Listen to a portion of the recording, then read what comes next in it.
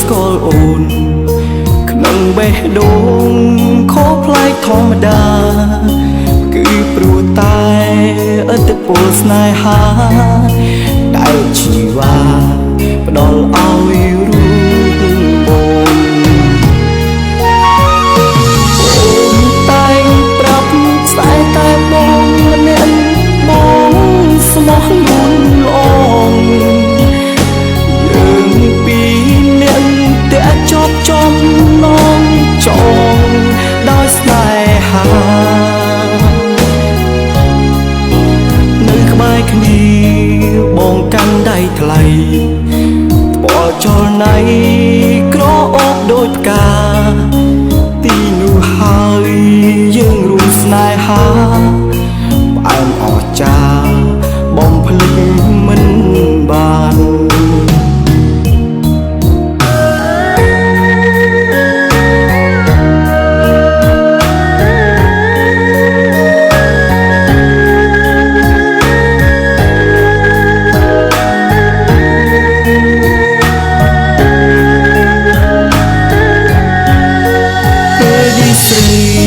ប្រែប្រួលចិន្តា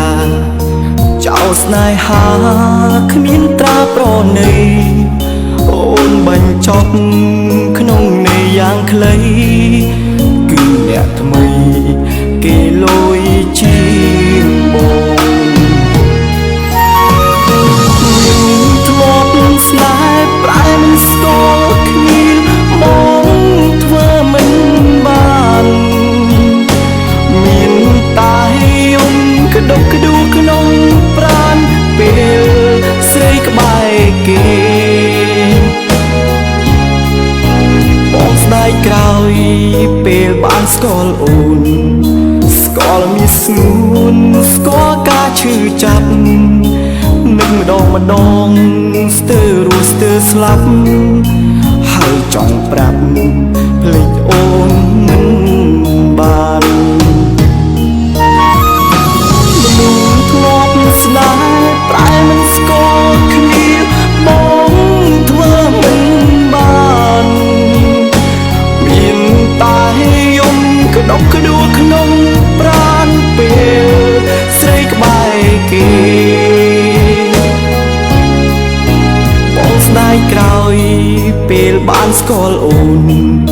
ស្គាល់មានស្ងួនស្គាល់ការឈឺចាប់នឹកម្ដងស្ទើររស់ស្ទើរស្លាប់ហើយចង់ប្រាប់ភ្លេចអូនមិន